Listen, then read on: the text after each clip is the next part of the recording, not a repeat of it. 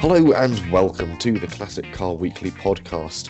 We are back for another sort of behind the scenes dip into what goes into making the UK's most popular, I think it was the actual phrase we use on our cover. It is the award-winning automotive consumer publication of the year. That's the official title we have.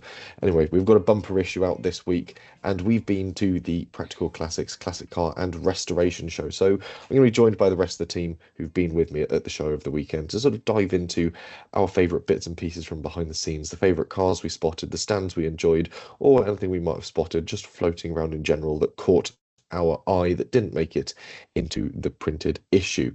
I'm joined by managing editor James Sadia and content editor James Peen, so it's going to immediately get very complicated. Yeah, all the Jameses. All the Jameses here. All the best Jameses. Good, how are you? Not too bad. Getting back onto the regular swing of things. How are you, James? Other James? Tickety boo, always. Happy as Larry. We had a good time at the NEC. It was hard-working, of course, but it was productive. But it was great to see so much there and kind of share our insight while we were there, and now bring it to the classic car readers today. I mean, we're able to bring it to the classic car readers in person across the weekend as well, because of course we had a stand for the first time ever, so certainly for quite some time, and of course we had some of our cars on the stand. So it was nice to sort of see regular readers of the paper come up to me and ask why the MG still isn't fixed, which was quite fun. It's a big job though, to be fair. James, and it was kind of fun though. It was having Chris's Mini on stand, your MG midget and my Polo, where we had it. Your midget was flanked by both of us, and we got a lovely photo going in this issue of you standing in your engine bay, haven't we? Yes, yeah, I think I was sat on the heater box, actually, sort of posed, sort of quite surprisingly daintily, actually, for the situation I'm in. But I think I'm kind of aware how much weight I'm putting through a very old, rotten heater box in an MG midget, so it's not the best spot to sit on. But what was it like actually? Yeah, what was it like actually getting your car into the show? Because I've done it before, so I'm sort of well versed in it. But this is your first time getting a car into a show, and actually the physical process of sort of having to, all the loopholes and hurdles. What was the behind the scenes for that one? Well, once David had worked out all the kind of paperwork, I think that was probably the hardest bit in the days building up to getting the paperwork and the insurance and all the other bits sorted out. But with the show organizers, once that was sorted, it couldn't have been easier to actually drive to the door. I mean, I literally got Google Maps, put a pin where the door, I was told 5.1, and I drove straight there. The door was open. I showed my printed pass, and he just waved me in and asked me to wear a high-vis jacket, which I did, so that when everyone was setting up, everyone's visible, with cars kind of driving here, there, and everywhere. And it was quite easy, really. I just drove onto the stand, and within seconds, I was parked up, and it was pretty good, actually. And having people come up to you and talk about your car was brilliant. Most of the time it's parked in a car park or my driveway, no one comes to talk to me about it, but this was fantastic. Lots of people kind of reading the information that we had provided, and yeah, it was good fun. Sorry, go on ahead, James. No offense to anyone else's car there, but every time I walked past our stand, everybody was looking at the Polo. I don't know whether that was because it was. I'd like to think it's because of the Polo, but I don't know. That was kind of also the walkway for many people as well walking past it. But it was. I think everyone seemed to be enjoying the paintwork on the Polo. Oh, there we go. I knew that would come up. The lovely. It used to be red, and I took it to be detailed before the show, and I'm sure it's less red after the clean. I'm sure some more red has come off during the wash. But I've got a polisher. I've just bought myself a Sealy battery powered polisher, so I'm going to give that a try in the next few days. See if that does anything. I hope it doesn't take off the final layer of red. Yeah, at which point you could just do a DeLorean spec Polo, just sort of all back to bare metal, and just sort of polish that up. I mean, what I took from that was the fact that obviously there's loads of MGs there, but there weren't many polos, there weren't many bread bands there. And I think that's one of those cars that disappeared. So like we say, it's like the next generation of classics that people remember. Yeah. And I think that's why your car sort of appealed to quite a lot of people. That's a good point actually, because one thing all of us I think noticed was the next generation are really coming through, and then this show was fairly quite a big one for that actually. There's a lot of kind of next generation club stands there, and notice that a lot more. So there's obviously, as you just said, James, kind of people remembering like the 80s and 90s from their youth, and the Polo being, fairly popular on the roads at that time. So yeah, it was good. But I'll dive into one of my highlights of the show before we delve in, and that was actually the fact there was another Volkswagen Polo Mark II and a Mark II facelift version there, owned by a lady called Megan Welch, from the Young Retro Motor Club, and she had an amazing kind of purpley, I think it's like a purpley color, but she said it resprayed. No, it wasn't purple at all. That was another one. I saw two polos there. Hers was like a turquoisey color, but she'd had it resprayed and lowered and had done a few extra things to it. And we're hoping to have her in Classic Car Weekly soon under the Next Generation Diaries feature. But her stand won one of the best stand in show awards at the National Car Club Awards, and they had someone had driven a tractor 30 miles. Which was also on the stand by one of the other club members, which was quite fun. And one of the other cars on there was a Peugeot 206 GTI, which I thought was, I used to love those. I didn't see many of them on the road back in the day. They were, I don't know about you guys, I always used to see standard 206s, kind of, or an HDI maybe, but not often a GTI. So it's kind of cool to see one of those on their stand. But yeah, so it was great to actually meet a fellow, going back to the Polo, great to meet another Mark II facelift owner, and her example looked far more splendid than mine did. Certainly a better paint job, and she's done a fair bit more work to it than I have on mine, and it showed it. But so yeah, it was great to meet a fellow owner, and yeah, looking forward to seeing her in Classic Car Weekly soon. The Young Retro Motor Club one it's an interesting one because they're sort of starting to celebrate the sort of rare but nobody cares that sort of my generation remembers from seeing on the roads, and then sort of all simply vanished, in the same way that we sort of look back on things like sort of the Allegro, the Marina, Maestros, everything through that sort of period that was just an car and has sort of since slipped a bit in sort of public perception. They're sort of doing that for the cars of the late 90s, early noughties that are sort of shuffling towards ubiquity, and it's trickier to get parts for them. They aren't sort of manufacturer serviced anymore, so they are sort of essentially treated and functionally classic cars. But the problem is you sort of also look at it and go, a 206 GTI, that's a relatively modern car, and you go, actually no, it was designed in the 90s and built in the early noughties. It's ostensibly sort of a 30-year-old car at its very heart at the moment. So it just sort of quite interesting to sort of see where the next trends are starting to go, and they're quite a good sort of canary in the coal mine, so to speak, of what's happening.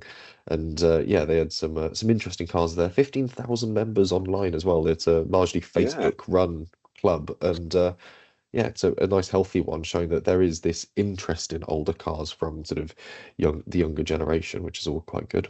What I loved about Megan's Polo as well was that she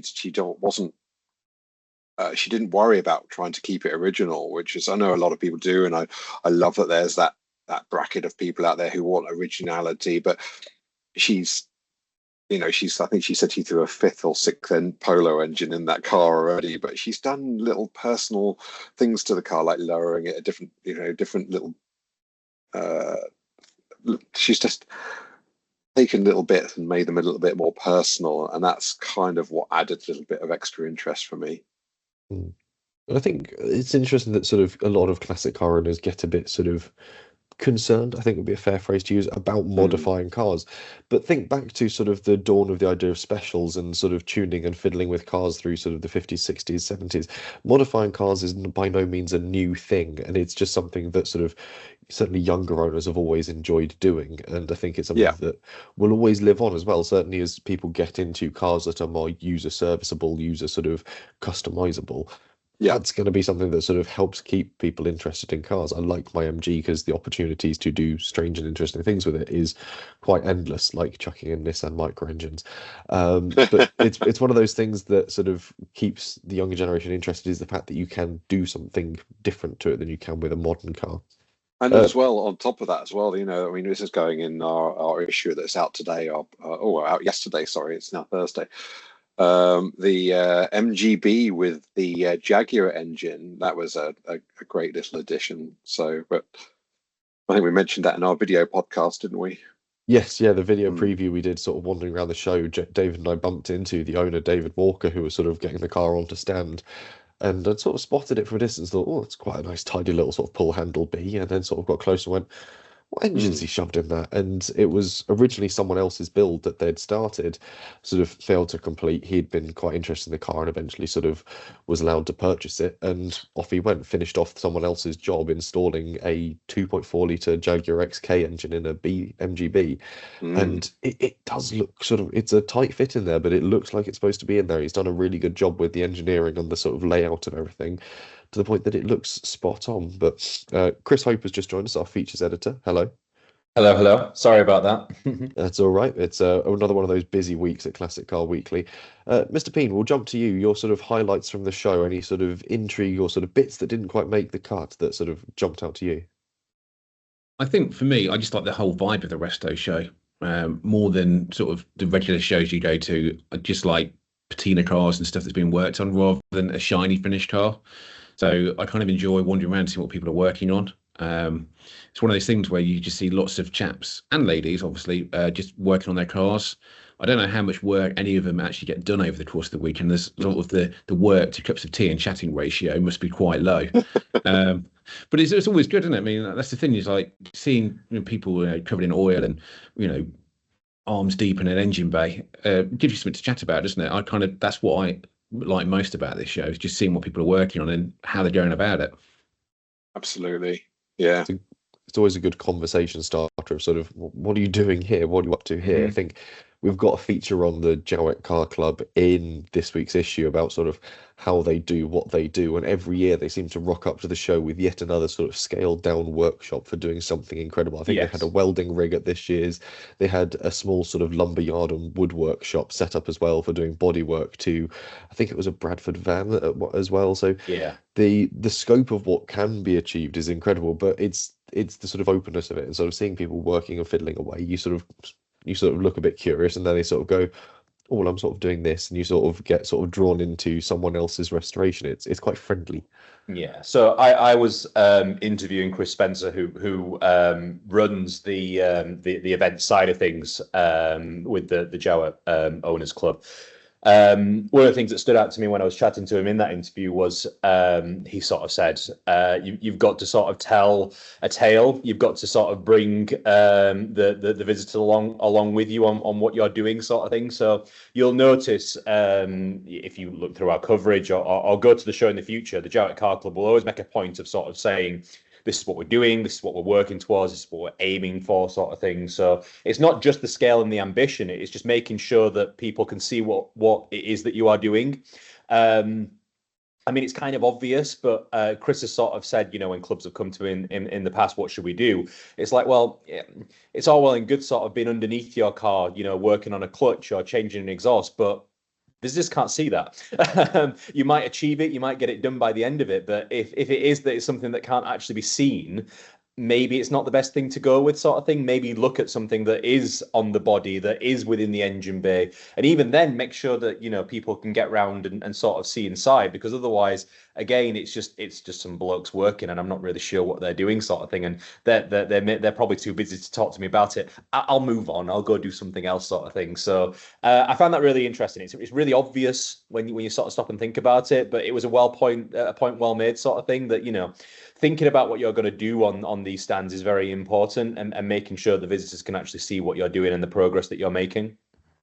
I mean, certainly what I found was that every single stand I went to, if I lingered there long enough, like maybe even like 2 minutes, somebody would come over and chat to you. Yeah. And say, oh, you're interested, and it would just spark a conversation. So it was a really friendly, approachable show. So if you don't know anything about a particular car or what's being done, somebody will come and talk to you, whether you want it or not. You'll be tracked to beamed in, and you'll end up having a long conversation about something you didn't think you wanted to know about. It is a good show to go to for sort of technical advice, because there is sort of that everyone's working on cars, everyone's doing something. You've got the sort of very hands-on aspect to it. The people that will be able to advise you are the people that are actively doing it at that point in time. So it's a good one to head along to if you're just sort of stuck on a project of your own.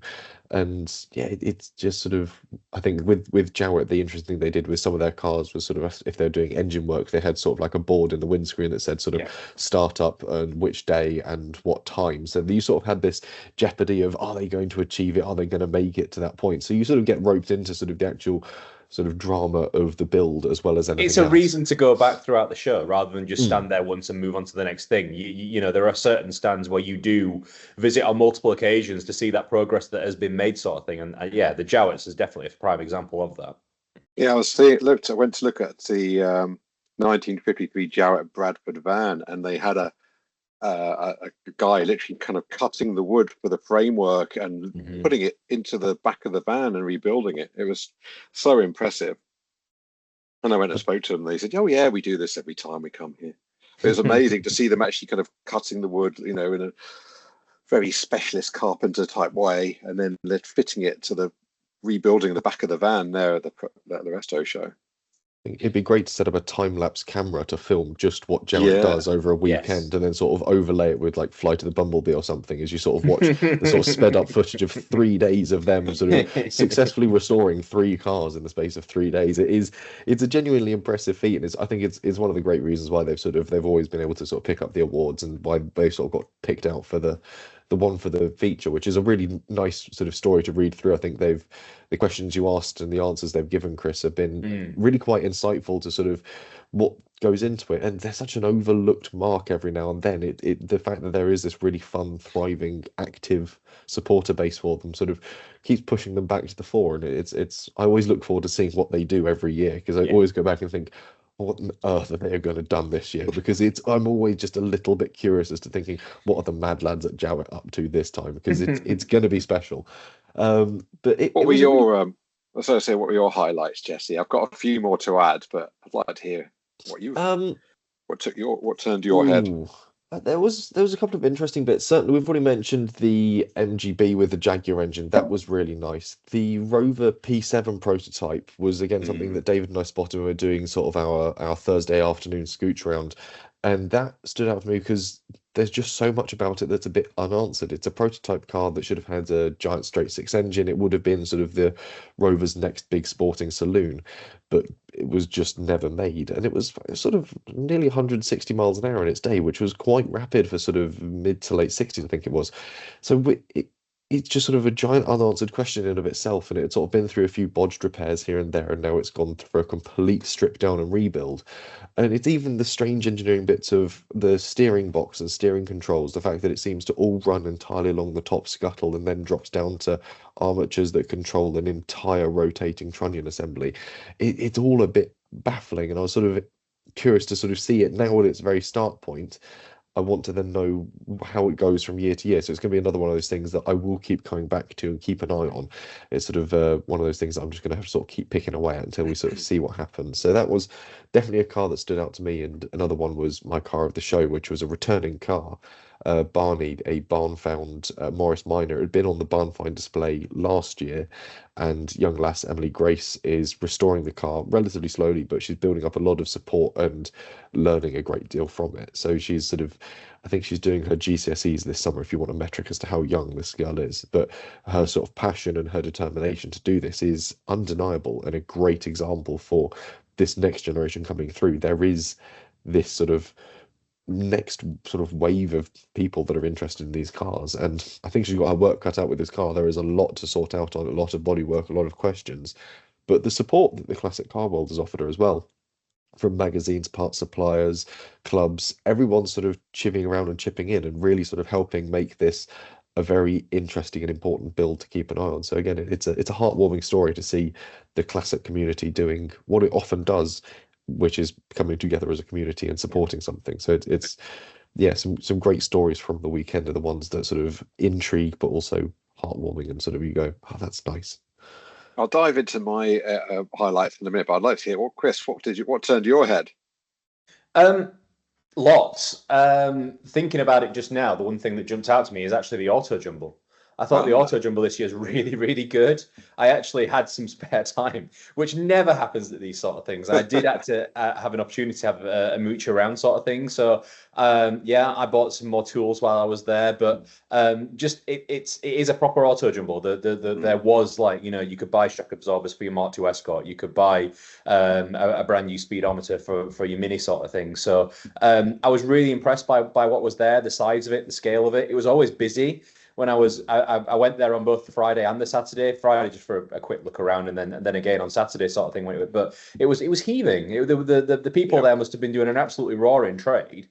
But no, yeah, I'm not sure what cars you talked about, so forgive me if I repeat some of them sort of thing. Go for it. Some of my standout cars weren't necessarily the cars that were being worked on. It was the cars that have already been restored. And not just sort of restored recently, but restored sort of like in the 80s and 90s sort of thing. And these cars are now cars that have been in ownership with their owners sort of like 40, 50 plus years sort of thing. I was actually quite amazed by the number of people who I was sort of going to, and their banners in their window. There was a chap called Terry who had his Rover P4 and was celebrating 50 years with it. There was a chap with an MGB who'd uprated it to 2 litres, and he similarly had it, sort of 40 odd years sort of thing. Another guy with a Volvo Amazon, similar story sort of thing. I've restored it. I've got magazine clippings from back in 2005 where it just finished its restoration, still going strong, still got it now sort of thing. So, and I just thought it was fantastic. Just that I know each to their own sort of thing, but I really am sort of quite curious about these people who decide to sort of hold on to their cars for decades, never parting with it, never feeling the need to change up or swap sort of thing. So and yeah, just life throws you all sorts of challenges. You have kids, you have work, and it might be that the car inevitably sits there unused for maybe a couple of decades, but you didn't want to get rid of it, and it's definitely not going anywhere. And I've found my time to fix it, and that was 20 years ago, and I've been using it ever since, sort of thing. Maybe not as a daily anymore, but it goes to shows, and I'd never part with it. I just find those stories absolutely fascinating, sort of thing, and I think the Resto show this year in particular, absolutely full of those stories, and just, yeah, it's always fantastic when, again, they go to the trouble of putting the boards in windows just to draw you in, just so you can get a sense of what the story is. And then you go and chat to the guy and find out even more, or the lady, and find out even more sort of thing. So, yeah, if you are exhibiting at a show, please do not underestimate the importance of just putting a little bit of blurb in the window, just sort of say, this is who I am, this is my relationship with my car. Because we do love those stories and those bonds on Classic Car Weekly. We love to learn about how it is that you come to own your car and why you keep it around. We find it absolutely fascinating. So it's a bit, actually, yeah, on that subject, Chris, the Pride of Ownership awards were happening over the weekend, and I spoke to a couple of the owners there, and just on what you were saying there, some of the stories behind the cars. The 1960 Mini owned by Jamie Garrett was once his grandfather's, and it was almost brought the story behind that almost brought you to tears. How he's kind of kept his grandfather's Mini going. So yeah, it was lovely stories all around. I'll plug that. So we do a little bit on that in the March 26th issue, the issue currently on sale. But we do a longer piece on Jamie's car in one of our Keepers articles. Yeah. And that's going to be coming up in next week's issue, so April 2nd. 2nd of April. So yeah, definitely worth keeping an eye out for that one, because it's a fantastic story, as you say. So and even like the 1985 Vauxhall Nova Saloon that won the Pride of Ownership. Rory's car, and obviously the family I spoke to are absolutely lovely, but the chap who owns it, Rory, he picked it out, and everyone told him, no, you don't bother with it, it's a wreck, what are you doing? So many people said, don't bother with it, and he said, no, I'm good, stuff you, I'm going to do it, and he did, and it was, when he picked it up, it was full of water in the footwells. And now it's here winning the Lancaster Insurers pride of ownership is fantastic. But yeah, a few of my other, just I'll go over a few of my other highlights really quickly. I spoke to the racingpuma.co.uk club, and they'd originally had at the November Classic Motor Show a Puma van. They've finally finished now and was at the PC Resto show, but they were very encouraging and said they're not all about racing Pumas, and that it's that if you've got a Puma and you need any restoration work on it, although they work on racing Pumas, they'll also help you out with your 1.4s or your 1.7 editions as well. So very inclusive in that sense. So it was good to chat to them. But yeah, sorry, quickly going back to the pride of ownership. Honourable mention goes to Alexandra Phillips and her 1974 Austin Allegro, which is featured in this issue's Classic Car Weekly. Bought it for £800, and now she's won 6 trophies since at events since owning it, but also still drives it. Trips to London and the Isle of Wight, things like that. So it's good to see. Good to see people using their cars.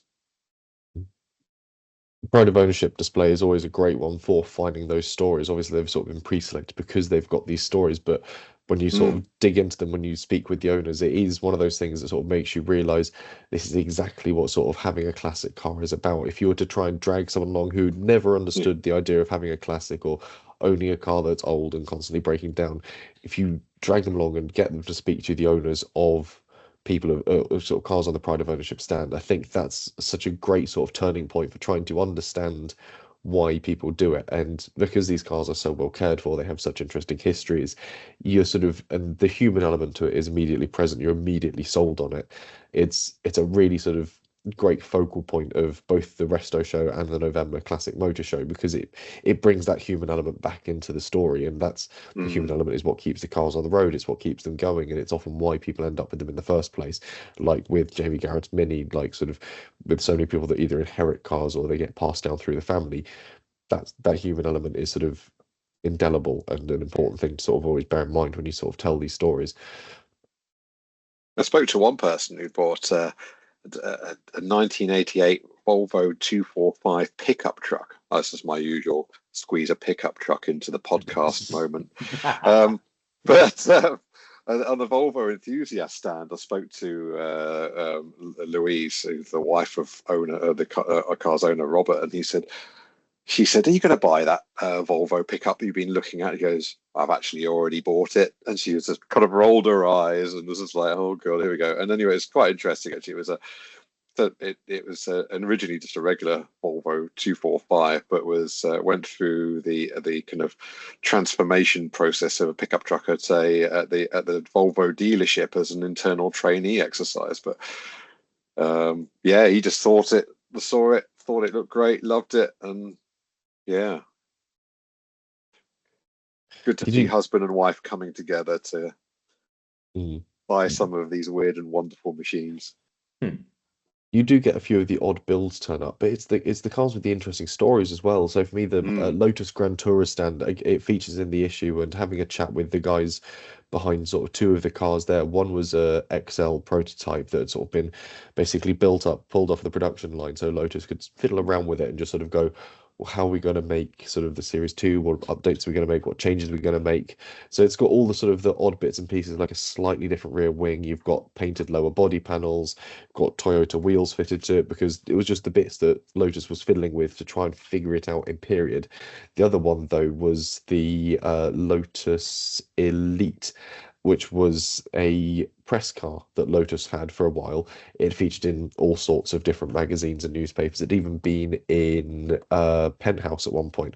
I did try and get the headline from bush to bush in it, because the car had been found just sort of shoved in a hedgerow. But the car had been sort of press serviced. Then Colin Chapman decided to try and use it as a test mule for the Rover V8. They'd shoved a 3.5 litre V8 in it. They'd given it a power bulge to the bonnet so it could sort of just about fit the carburetors underneath it. And then eventually it just sort of got given to one of the engineering guys. He drove it about, had bought it afterwards when he left the company, and as sometimes happens with classics, time and life gets in the way, and unfortunately it ended up just sort of getting overgrown. The team spent a day and a half digging it out. They had to basically release all the brakes which had bound on. They had to pretty much disassemble one of the trunnions and front hubs because it had just welded itself stiff. And one of the other problems they had was when they went to turn the steering wheel to try and sort of meander it down this sort of chap's driveway, as they turned the wheel, while the wheel moved, the entire steering rack moved with it, and not necessarily in conjunction. The metalwork that the rack was mounted to had just simply dissolved. So as they turned it, it was just sort of wrenching the steering rack free. So they had to try and sort of tie the rack down to enough points available so they could try and adjust the angle of the front wheels to negotiate sort of the driveway and get it onto a trailer. But yeah, their plan is the car will be restored. The big question they have, though, is do they restore it but retain the crash damage from Colin Chapman testing the car in a snowy France, where it smashed up the offside rear corner. And yeah, it's got a bit of panel damage to it. You can see where it's previously been repaired, mostly with black Bondo and mastic by the look of things, where they must have just sort of slapped it back together for the sake of getting it home. But that's now an important piece of the car's history. So there's questions to be answered there, and it's again one of those stories that it's going to be interesting to sort of follow and see how it develops as the shows go by. And I think it could be a few years before we see that one back because there's a lot of work to be done. Any other highlights or cars or stands that really stood out, or moments from the show that were sort of quite unique and enjoyable? I think the live stage was quite fun. Sorry, go ahead, Chris. No, I was only going to say that the live stage was quite fun. There was always something on to go and see and enjoy. So, or if you go to anyone listening going to their next PC Resto show, head over to the live stage or look at the schedule and see if there's anything. If you fancy that's the thing. It's quite a long day once you've walked around, and if you fancy a sit down and some entertainment, that's always good. But same as you, Chris. Actually, I quite like the auto jumble, and I picked up a brochure for my Polo, which I'm pointing to now, and it's I was chuffed with that. So I had that on display on the car. Sorry, Chris, what are you going to say? I didn't get any freebies with my car, so yeah, I'm quite jealous. I bought mine. I didn't get it. It wasn't a freebie. Oh, I was told by our esteemed editor that it was something that had been donated by a reader. So clearly I'm in the wrong there. Sorry. No, I had some coolant donated by a reader. Oh, that's right. Yes. Yeah. I mean, yeah, so many Polo things that I came back with, but no, I paid 12 of the King's shillings for my brochure, which showed a red Polo in a much nicer condition than mine. Of course. So what are you going to add, Chris? I was only going to mention the Jaguar XK140 from the Jaguar Daimler Heritage Trust. It was sharing space with the Jaguar Drivers Club, but just an interesting sort of tale. Just like you get an idea of how these cars end up in sort of various collections. This particular car had been donated to the Heritage Trust because the chap who owned it he's sadly passed away now. A chap called Des Luckhurst. He just wanted to make sure that it was seen. He didn't like the idea of it sort of, and being another car that ended up in a private collection. So rather than trying to sort of sell it and make some money for it, he actually just offered it to the Jaguar Daimler Heritage Trust, and they couldn't believe their fortunes because they've got various cars in their collection, but they don't have an XK140 that they own outright. They loan an example, so they finally got an example of their own, and they spent the weekend sort of making it shiny, sort of thing. So I was chatting to the vehicle collections manager, and he was sort of saying how he couldn't sort of believe it when he got this opportunity, and the first thing that he thought when he saw it covered in dust and grime and things like that was the restoration show, because so often the cars that he deals with are sort of like, shiny and pristine. So he was talking me through how he actually went to the trouble of like putting this car inside a trailer with do not disturb, leave alone, don't you dare clean it, nobody touch it, sort of thing. We need to preserve the dust, sort of thing. So just really sort of relishing the idea of having like a car that wasn't perfect and that they had the opportunity to sort of return to the road, because it was in running order. There wasn't a whole load of things that needed doing to it. But yeah, it was just sort of talking me through all the various ways that all the measures that he'd gone to make sure that some sort of like workshop chap hadn't sort of got in touch to sort of, get in there and clean it, trying to sort of get in people's good graces, but actually sort of ruining it for them, sort of thing. So I stuck my hand up because on that note, actually, of people keeping people that bring their cars to the show and they've been sat in a garage for ages, and but more often than not, by the time they get to the show, they're a lot less dustier and a lot less dirty than they were in the garage, and they don't always look as a kind of barn findy as they do. So one chap told me that he actually brought some of the ashes from his log burner with him, so they could add a bit more.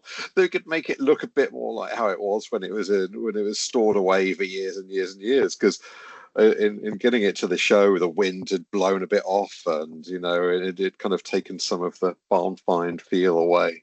Who knew that classic cars were naturally self-cleaning, eh? Yeah. Unless you leave them at the show, in which case we found after 3 days, just the amount of dust that sort of kicks up into the air over 3 days, all of a sudden what starts off as a well-shined car can become quite dusty by the time it gets to 5 p.m. on Sunday. But I think one of the fun things for me about the show is the fact that it gets to 5 o'clock and it's sort of an unwritten rule that there's the 5 p.m. big honk where everyone just sort of leans on their horn for what feels like sort of an absolute age.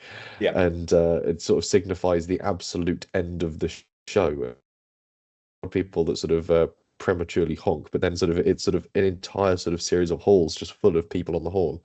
You can't beat a premature honk, really. But but it's quite funny actually, because as you guys know, my horn was constantly going off of its own accord, so I'm kind of glad I didn't ruin it and accidentally turn my steering wheel. So it was nice to actually be able to sound the horn on my car through choice rather than happy accident. Yeah, I think it was another one of a really good show, and it had everything packed into it that you could sort of possibly need, and just enough to sort of make 3 days sort of the perfect balancing point to get around everything and see everything in full detail. It was a good show, and again the attendance was pretty strong. We'd seen sort of good repeat numbers, and I think all in it was sort of another one of those weekends where you come away from it and go, this is a pretty good hobby and a pretty good job, to be fair. If we have to spend 3 days going to the show and sort of looking around, having all in a pretty damn good time doing it. Which kind of goes back to what we were talking about in a recent issue story about shows having to offer value, I think. Yeah. We're all watching what we spend, but if you go to the Resto show for a day or 2 days, there's always something to do, and you're going to come away with something, aren't you? Either from the auto jumble or just an experience. I think as a show, it is good value for what it offers, definitely. Mm. I mean, the fact that we're all sat here and we can easily sort of reel off some highlights. You go to some shows and you're sort of scratching your head, sort of thing. It merges in. Even a few days later, it's already merged into something else or a different show or whatever sort of thing. Yeah, I never struggled to sort of come up with some highlights from the Resto show. So, and hats off to the organisers and everyone that made it happen, because there's a lot of things that happen behind closed doors that you just don't really think about. And they did brilliantly to make it yet another success. Yeah, well, three of us had our cars on a stand at the event. I'm sure you've mentioned that already, and it was pretty seamless getting in and getting out as well, wasn't it? Sort of thing. It felt like a really sort of well-oiled machine. So if it is that you are part of a car club and someone's asking you if you want to exhibit, then I'd thoroughly recommend doing so. I felt quite sad and a bit left out. I didn't have my car there this year, so maybe I'll put my finger out for next year. When everyone said my paintwork was naffed, I just said that that polo belongs to James Peen. It's not mine. So don't worry, you had a share. There was someone who actually threatened to get a machine polisher and do it there and then. I think you were there with me at the time, Jesse. But yeah, he was adamant that he desperately needed to sort it, sort of thing. In fact, I think he threatened to sort of do half and half, so that you had to then sort the other half. So unbelievable. Yeah. Full masking tape line down the middle, sort of one half the bonnet done immaculately and brought back to a polished shine. And, like one of those adverts where they show you the before and after. Yeah, that'll pop out. So. Yeah. But no, it was a grand show, and again, I think for going along, even if you don't sort of buy anything, you go away with sort of knowledge and connections and meeting new people. The actual experience of it all is, I'd say, and the fact that you see so much, that because you've got the sort of live stands doing work, you've got the live stage, you've got celebrities, you've got all these fantastic bits to go along and see. You could do it on an absolute shoestring budget and still come away feeling like you've had a very good day out, even if you do it for just the one day. So yeah, I think with a lot of shows, they are what you make of them, but this one was exceptional in sort of what it had to offer. And again, it's a show that worked because it has that USP. We're saying this about Race Retro, we're saying this about a couple of other shows. They to stand out in sort of the busy world of shows and scenes, you've got to have something that makes you that bit different. And I think the success of the Resto show is the fact that it has that unique twist. You're sort of going along and seeing 130 different workshops all in action, restoring 130 different types of car. Definitely, 100% agree. Well, anyway, we've still got a busy issue to put together. I will check my notes as to what we've got coming up in the next issue. We are looking ahead, or looking back rather, to cars that had completely ended production in 1984. So now every edition of that car is now tax exempt. So that's going to be the feature in the upcoming issue, which has been quite an interesting one to put together, Chris. Yes, yeah, and some really interesting cars that the team have picked as well, sort of thing. So yeah, have a look at that. Worth picking up. Plus, as we've already mentioned, there is the sort of story from Jamie Garrett on his Morris Mini. There's a buying guide for the Triumph TR3. And where are we off to in the way we were? We're off to Southport in 1979, what looks like a giant car park at a beach. Very busy scene indeed. Plenty to pick up in the next issue. So we'll get cracking with production on that one. And we'll be back next week with another edition of the podcast. Otherwise, gents, thank you very much for joining me this morning. Thank you. Thank you. Always a pleasure. And we'll be back with more Classic Car Weekly very soon.